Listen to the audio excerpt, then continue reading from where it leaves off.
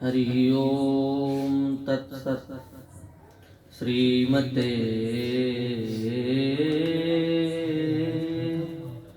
रामचंद्राय नमः।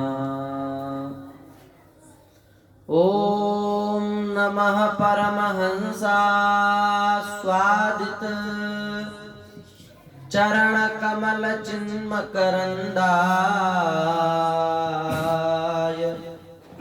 भक्त जन मानस निवासाय श्री रामचंद्राय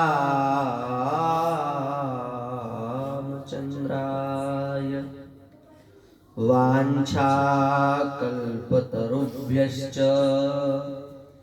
कृपा सिन्धुभ्य एव च पतितानां पावनेभ्यो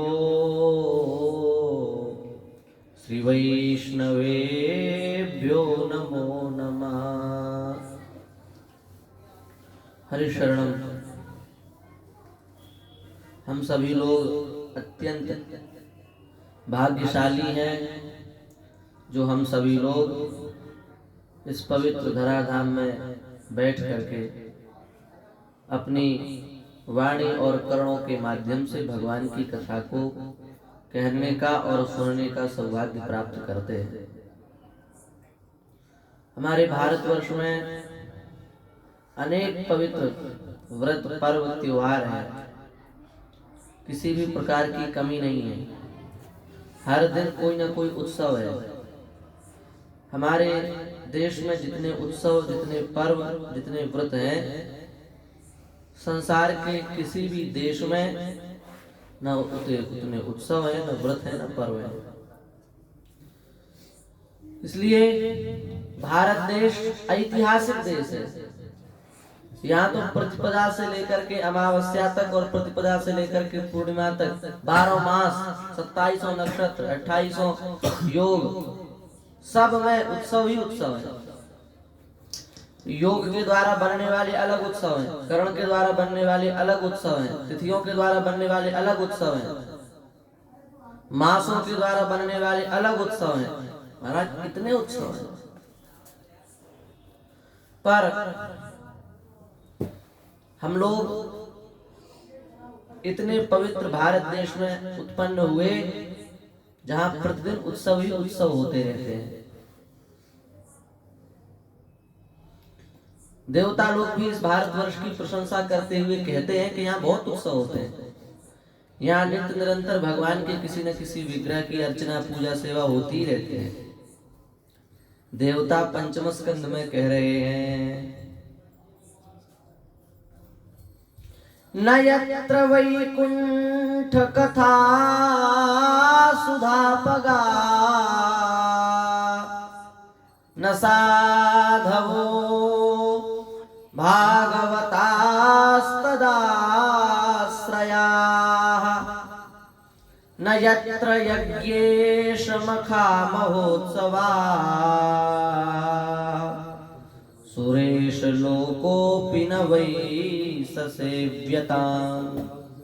जहाँ भगवान की मंगलमयी चर्चा नहीं होती, जहाँ भगवान के मंगलमयी चर्चाओं का श्रवण गान करने वाले साधु नहीं रहते, नयत्र यज्ञेश मखा महोत्सवा, जहाँ पर यज्ञेश भगवान के उत्सव, व्रत, पर्व आदि नहीं होते, वो वैकुंठ भी हो, देवलोक भी हो, ब्रह्मलोक भी हो, उसका सेवन नहीं करना चाहिए, उसका त्याग कर देना चाहिए। तो इसलिए भारतवर्ष के व्रत, पर्व, त्योहार इतने हैं कि देवता भी यहाँ की प्रशंसा कर रहे हैं। न यत्र यज्ञेश मखा महोत्सवा सुरेश लोकोपि न वै ससेव्यताम् अतएव अहो अमीशाम किमकारि शोभनम प्रसन्न मेषाम सुलित स्वयं हरि। ऐसा कह करके पंचम स्कंद में देवता लोग इस भारतवर्ष में जन्म लेने वाले प्राणियों की सौभाग्य की महिमा का वर्णन करते हैं। परंतु हम जितने ही सौभाग्यशाली हैं उतने ही अभागी भी हैं। जिस देश में इतने व्रत पर्व उत्सव मनाए जाते हो, उस देश में जन्म लेने के बाद भी यदि हम पाश्चात्य संस्कृति और सभ्यता से प्रकट हुए उत्सवों को मनाएं तो हमसे बड़ा मूर्ख कोई नहीं हो सकता।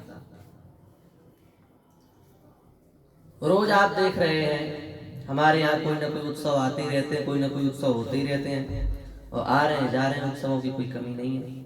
उसके बाद भी यदि भारतवर्ष में जन्म लेने के बाद में हम विदेशी त्योहारों को मनावे तो ये हमारे लिए दुर्भाग्य की बात है।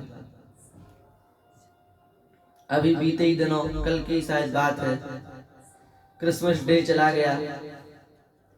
ये हमारे यहाँ मनाने वाला त्योहार नहीं है। महाराज भीष्म पितामह तो बाणों की शैया पर कितने दिन पड़े रहे और बाणों की शैया पर पड़े रहने के बाद भी युधिष्ठिर को कैसा दिव्य उपदेश दिया। दान धर्मान, राज धर्मान, मोक्ष धर्मान, विभागशः, स्त्री धर्मान, भगवत धर्मान, समास अभ्यास, सबका उपदेश दिया महाराज। दान धर्म का, राज धर्म का, मोक्ष धर्म का उपदेश भी। और कैसे बाण लगे थे, शरीर में तिल मात्र भी ऐसा स्थान नहीं था जहां बाण न लगा हो भीष्म पितामह को। आंख में भी 8-8, 10-10 बाण लगे हुए थे।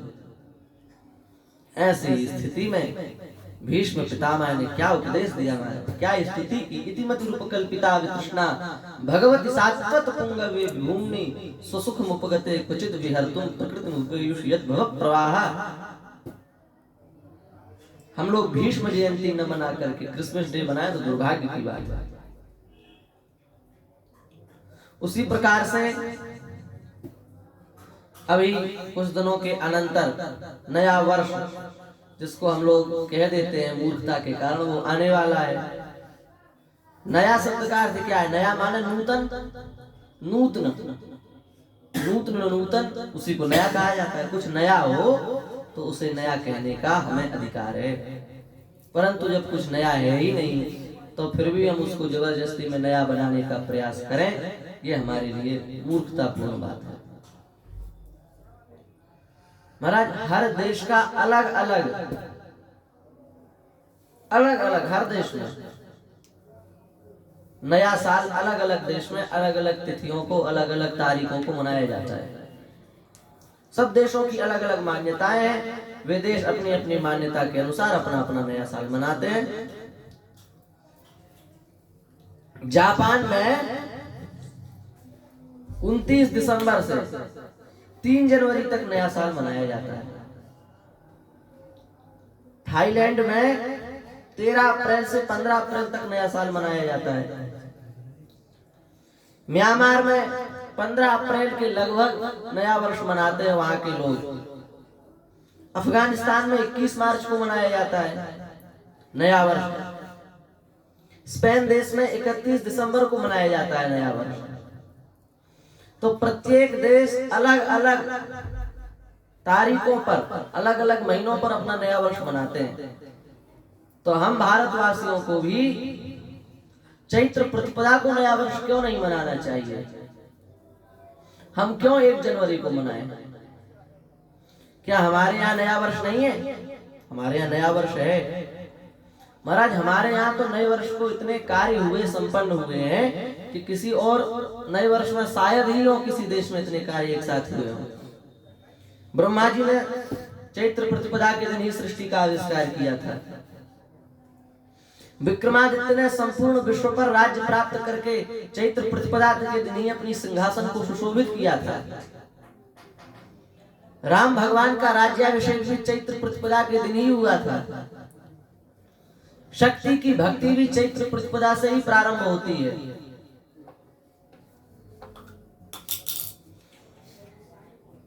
सिख गुरु श्री अंगद देव जी का जन्म भी जो है वो भी चैत्र प्रतिपदा के दिन ही होता है। युधिष्ठिर जी का राज्याभिषेक समस्त कौरव सेना को समाप्त करके, परास्त करके चैत्र प्रतिपदा के दिन ही श्री युधिष्ठिर जी राज्य सिंहासन पर आरूढ़ हुए थे। कहां तक कहें, सरसंघ संचालक, संघ प्रमुख, संघ की स्थापना करने वाले डॉक्टर केशवराम बलिराव हेडगेवार, इनका भी जन्मदिन आज के ही चैत्र प्रतिपदा के दिन ही हुआ था। गौतम जयंती भी चैत्र प्रतिपदा के दिन ही है, जिन्होंने न्याय शास्त्र की उत्पत्ति की। तो कहने का भाव यह है कि चैत्र प्रतिपदा के दिन कितने काम हुए, कितने केवल भारत की नहीं अपितु हिंदू मात्र की नहीं, सिख परंपरा के भी अनेक त्योहार चैत्र प्रतिपदा के दिन आ जाते हैं। तो इसलिए हम लोग अपने नए वर्ष को ही मनाएं। 1 जनवरी को नया वर्ष मानना और इसको मनाना ये हमारे लिए दुर्भाग्यपूर्ण है। 4000 साल पहले बेबीलोन नाम के एक स्थान पर 21 मार्च को नया साल मनाया जाता था महाराज। तभी से नए साल मनाने की परंपरा प्रारंभ हुई। उससे पहले कोई नया वर्ष नहीं मनाया जाता था। केवल भारतीय जो नव वर्ष है वही गतिशील था, और नए वर्ष जो और दूसरे बनाए गए हैं वो कोई भी नहीं था।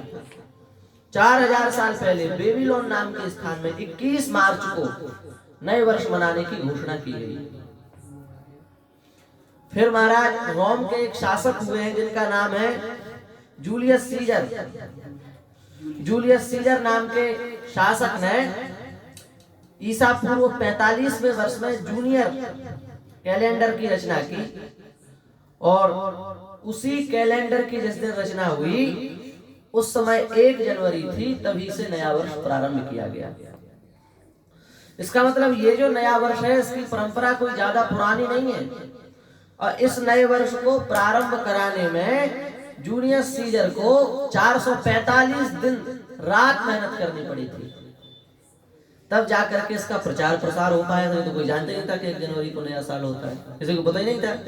तो 445 दिन में उसने इस देश में यात्रा की, उस देश में यात्रा की, इधर से उधर भागा बेचारा, सब जगह जाकर के कहा कि 1 जनवरी को हम नया साल मनाएंगे मनाएंगे मनाएंगे, ऐसे कह करके सब जगह फैला दिया।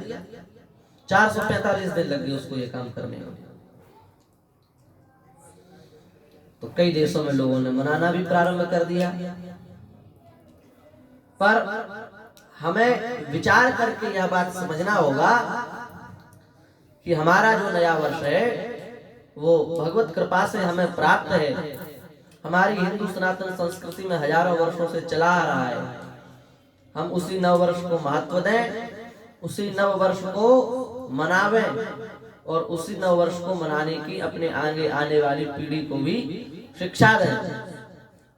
यदि हम पाश्चात्य संस्कृति से प्रभावित होकर के उनके त्योहारों को मनाना प्रारंभ कर देंगे तो भारतीय परंपरा से जो प्राप्त त्योहार व्रत उत्सव है वो धीरे धीरे समाप्त हो जाएंगे। कितने समाप्त हो गए? रामनवमी, कृष्ण जन्माष्टमी, ये भी सब नहीं जानते हैं। ये भी कुछ लोग ऐसे होते हैं जिनको पता ही नहीं रहता कि आज कृष्ण जन्माष्टमी, आज रामनवमी, ऐसे भी कुछ मिल जाते हैं। तो कृष्ण जन्माष्टमी, रामनवमी का भी लोगों को बोध नहीं रह गया। ऐसे सैकड़ों त्योहार हैं जो बिल्कुल लुप्त ही हो गए, जिनका किसी को ज्ञान ही नहीं है।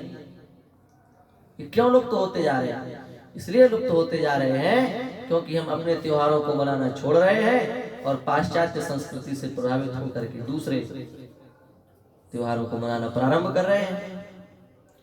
भाषा, भूषा, कुछ भी हो, पाश्चात्य संस्कृति की हमें नहीं अपनाना चाहिए। अंग्रेजी के लिए तो लिखा है महाराज, नवदे द्यावनी भाषा प्राणी कंठ गतैरपि, यदि कंठ में भी प्राण आ जाए, अर्थात प्राण निकलने ही वाले क्यों न हो, फिर भी अंग्रेजी भी बोलनी चाहिए।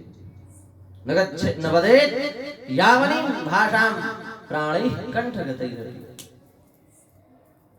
कंठ तक भी प्राण आ जाए तब भी हमें अपनी भाषा के अलावा किसी भी दूसरी भाषा को बोलना नहीं चाहिए। यही शास्त्र की मान्यता, यही शास्त्र की परंपरा है। तो इसलिए 32 दांत जिसके पूरे होते हैं उसकी वाणी सत्य हो जाती है। वो जो कहता है उसकी बात बिल्कुल सत्य हो जाती है। इसलिए 32 दांत कम लोगों के ही होते हैं, पूरे 32। किसी के कम रह जाते हैं, किसी की दाढ़ें कम हो जाती है, किसी का कुछ। 32 कम लोगों के होते हैं। हमारे ऋषि मुनियों के सबके 32 दांत थे, तो उन्होंने सब पहले से ही लिख दिया है कलयुग में क्या घटित होने वाला है। तो जो उन्होंने कहा वो वर्तमान में घटित होता है। पर हमारी सबसे प्रार्थना है, जो भी सनातन धर्मावलंबी हैं, सनातन धर्म रक्षा के माध्यम से हमारी वाणी को सुन रहे हैं, वे सभी लोग 1 जनवरी को कभी कदापि किसी भी स्थिति में न मनाएं और आपसे जो भी जुड़े हो उनको भी यही सूचना दें कि हमको ये नहीं मनाना है, हमारा है नहीं और हमें इसको अपना मानना भी नहीं है। कहाँ तो हमारे प्राचीन ऋषि मुनियों के नए युवक बालक 4-4 घंटे निरंतर एक आसन पर बैठ करके, पद्मासन में बैठ करके वेदों का पाठ करते थे, और आज वही ब्राह्मण परिवार के बालक, वही हिंदुओं के बालक खड़े होकर करके रोडों पर भूतों के समान नाचे। तो ये दुर्भाग्यपूर्ण बात है। हमें बहुत दुख से ये कहना पड़ता है कि विधर्मी हमारे धर्म का उतना अपमान नहीं करते जितना अपमान हमारे धर्म में रहने वाले हमारे धर्म का करते हैं। गणेश जी की यात्रा जा रही है, देवी माता की यात्रा जा रही है, और लोग मद्यपी होकर के उसमें जा रहे हैं, शराब पी करके उसमें जा रहे हैं।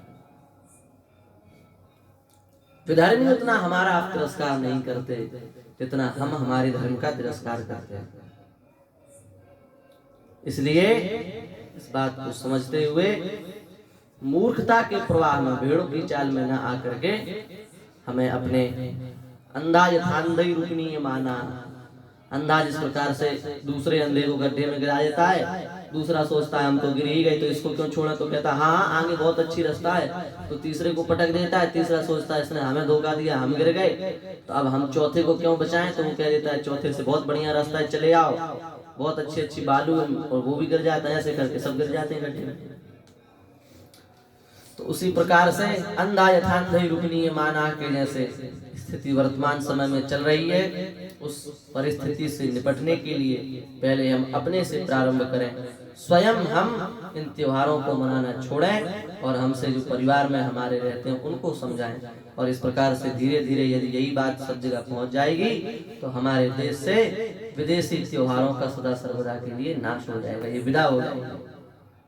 और हम त्योहारों की दृष्टि से भी भारत बहुत गुलाम हो चुका है। संस्कृति की दृष्टि से तो महाराज है ही है, पर त्योहारों की दृष्टि से भी धीरे धीरे अब गुलाम होता जा रहा है।